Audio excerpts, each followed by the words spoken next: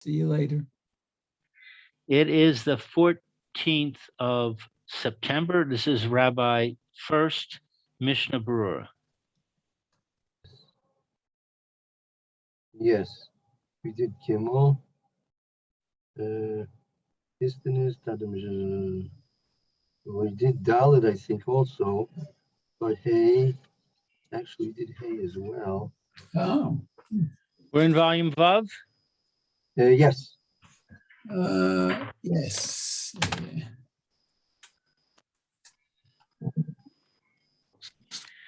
Taf Kuf Samek Vav. Let's see. We did go back over there. That let's see. Have we finished that? Let me just see if we want to continue with that.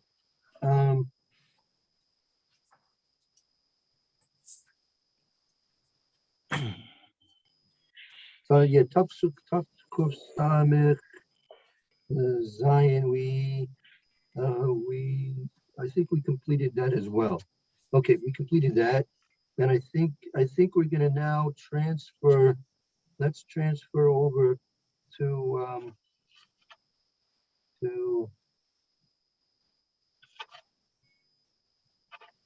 Taf Resh Yud Gimel. we did most of what I wanted to cover there. Tough race. Let's go to tough race Yud Dalit. Okay. Taf Resh Yud Daled.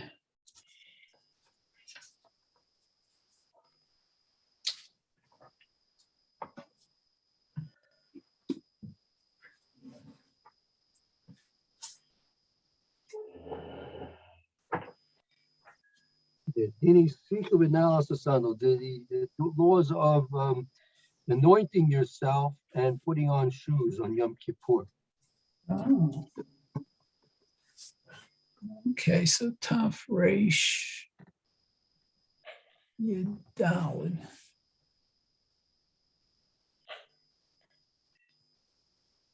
Anointing and wearing shoes. Okay. Want to start with Olive then?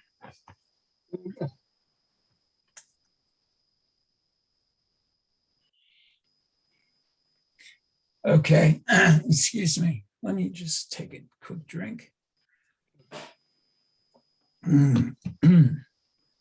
Okay, so it says, excuse me, Asur lasuk afilu mikzat gufo. So it's not permitted to, I guess, anoint even a small part of his body, one's body.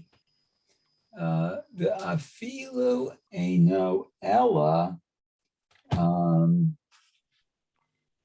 lahavir hazuhama.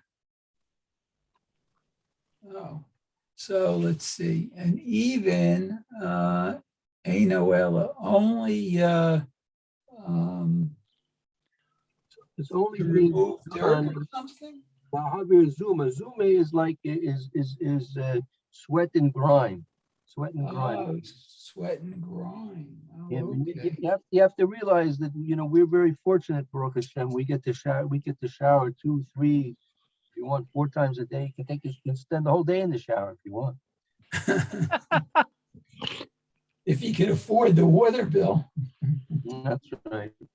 But in earlier times, it was not. They didn't have the luxury. And not only that, you should know in the medieval times, you should know that it was thought medically that bathing was actually a sakana. To bathe was actually considered to be medically a sakana. That it's known that the kings the kings took a bath once a year. That's why you have. If you take a look, you could probably find it somewhere on the digital spaces out there. That there's the Lord of the Bath. The Lord of the Bath was a person. He was honored to give the king the bath that one day of the year or something like that, right? Wow.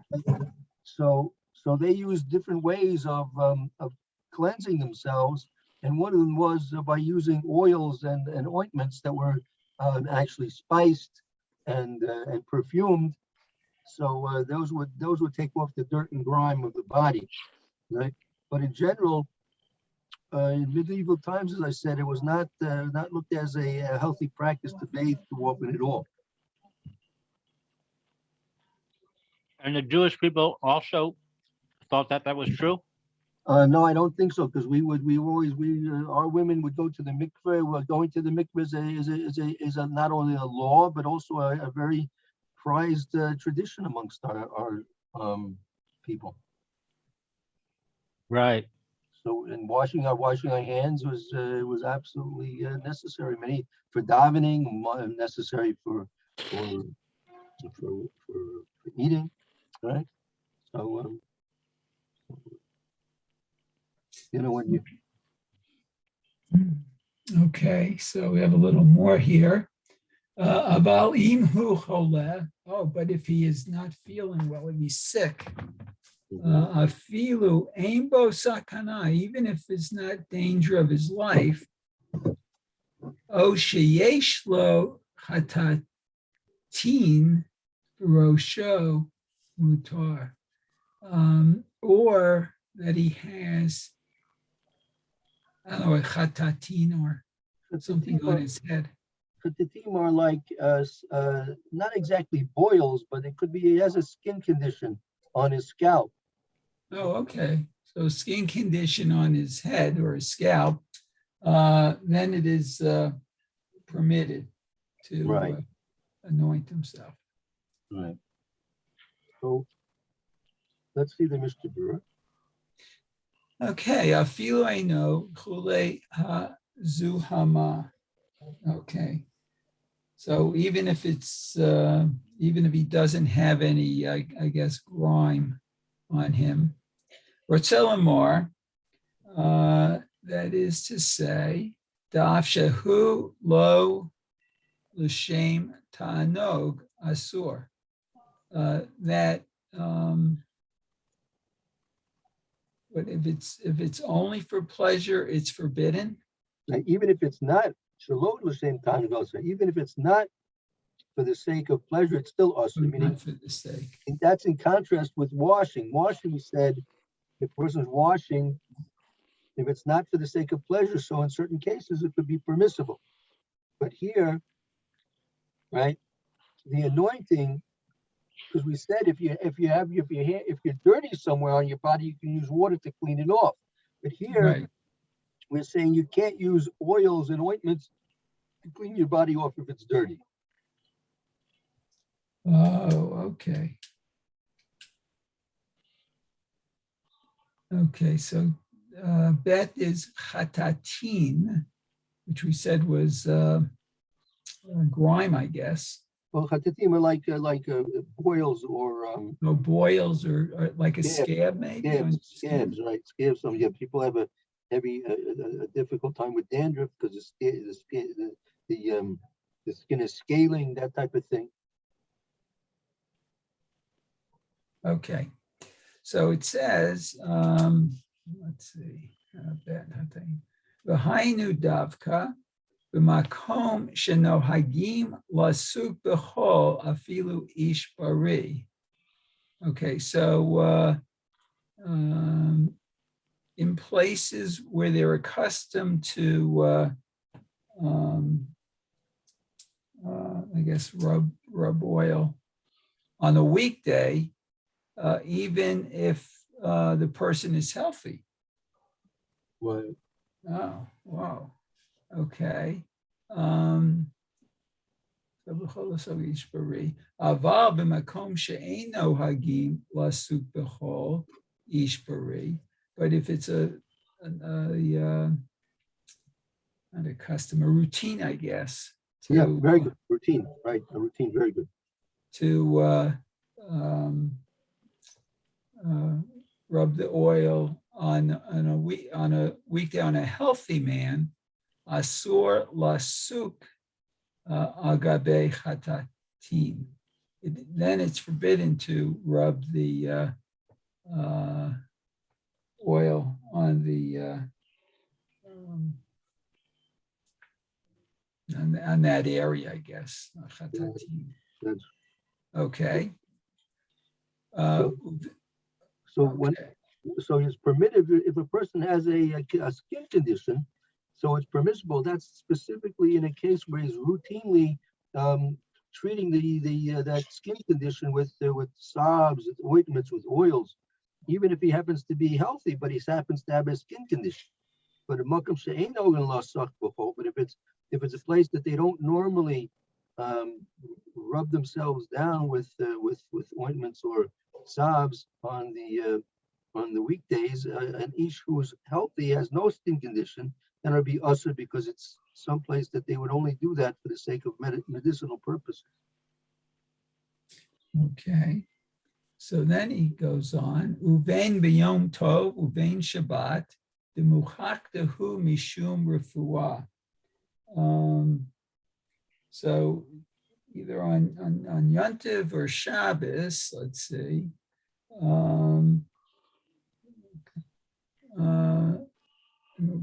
where it's necessary to use because of a medical condition, refuah, health, to get healthy.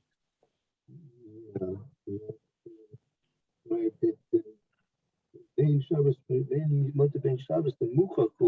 It's evident. It's more evident that it's mashum refu. It's evident that he's doing it for the sake of medical treatment. Oh, okay.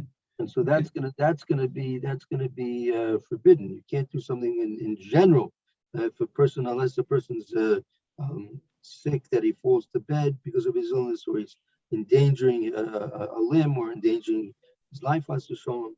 But in general, medical treatments can't be done on Shabbos for just a routine medical practice. Okay. Siman Shin Kaf Zion Sifal. Okay, so this apparently was discussed up above in Shin Kaf Zion Sifal. Okay, well, it looks like we're up to bet. Good. Let's see. Okay, so it says,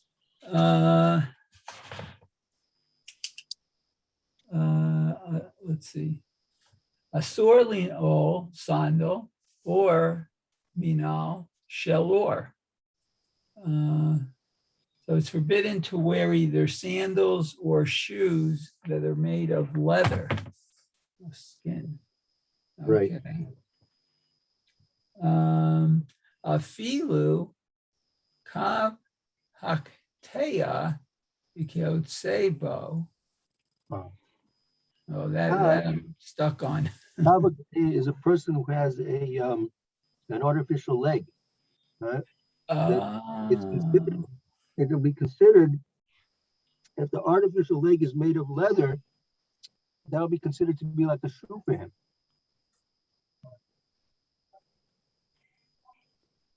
Let's, before we go further in the machaber, I'd like to do the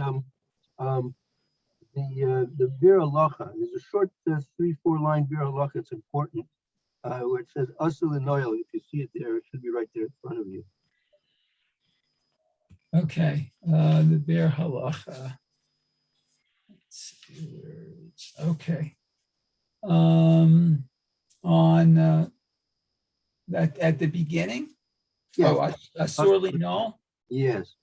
Okay, so Asur Linol. So it's forbidden to wear shoes. The Alkain Sarich Lachlot Ibod Yom, and therefore it's let's see, required. It's necessary. Right. Lachlots, I'm not sure. That's to take off the shoes. Take off your regular shoes. Oh, they take off the regular shoes that they wear daily. Okay. V'hainu shegam bazeh tzarich l'tein me'at tosafot kodem bein hashmashot kamo b'achila. Okay, v'hainu, and then so this also they need to give a little Tosafot, a little extra Additionally, before sunset, I guess, and like eating. right, you have to add on to the holiness of the day of Yom Kippur a little bit from the weekdays. So you have to add on to that by being prepared and accepting upon yourself the holiness of the day and all the prohibitions of the day, meaning not to wear shoes, not to eat, to drink, right? So that has to be done somewhat before sunset. You should minimally, it's wise, at least 15 minutes before sunset to accept the regular Shabbos or a holiday Yom Tov, or in this case Yom Kippur, to take yourself on. The minhag in Yerushalayim is 40 minutes. The women light candles 40 minutes before the sunset. Oh, okay. Okay. Okay. Behu hadin, rechitza v'sichat v'tashmesh. Let's see. Katav Harambam. Okay, and this is the law of washing, putting oil on, and relations as written in the Rambam. Okay. The afilu lin'ol min'al v'regel echad asur. That even to wear a shoe on one foot is forbidden. Right. Kamosha asur v'rechitza yad echad. Oh, just as it's forbidden to wash one hand. Oh, that's interesting. Right. You may think that it's the normal way to wear two shoes. So wearing one shoe may not be considered to be forbidden, at least maybe deraisa. Well, actually, wearing shoes is not. It's not deraisa. If I'm not mistaken, the only things which are also deraisa are eating and drinking is also deraisa. The other things are derabbanan. But nevertheless, you see that here the Mishna says, based on the Rambam, just like it's also to wash even one hand, it's also to wear even one shoe. Wow. But is it permitted to wear a leather belt on Yom Kippur? Yes. Okay. Well, leather belt is permissible. I was asked that question many years ago, and the basic answer to that question is because it's not something with leather itself. It's the fact that a leather shoe gives you that sufficient support, which you feel relieved and properly balanced with the leather shoe, which lacks in other types of shoes. So it's specifically something to do with shoes rather than, it's not specifically leather, but that's what it translates into. Shoes of leather are the ones that we are concerned about. I see. Okay. Let's see. Okay, I think it's coming up on 10:30. Yes, I think so too. Okay, so this is interesting. Very good. So we'll stop here, and then so tomorrow, I will tentatively schedule for 10:30, unless I hear from 9:30. Yeah, 9:30. 9:30. Yeah, 9:30. Right, 9:30. Okay. Okay. Okay, and I'll try Very good. and send something out that we can focus in on for tomorrow, Blinetta. Okay, very Okay. good. Thank you, Rabbi. Everyone have a good day. And again, we're 1:45 if we can try and meet if that is convenient for you, Lou. That'd be great. Yeah. Thank you. Okay, very good. Everyone have a good day. Be Okay, well, be man. well. Anyway.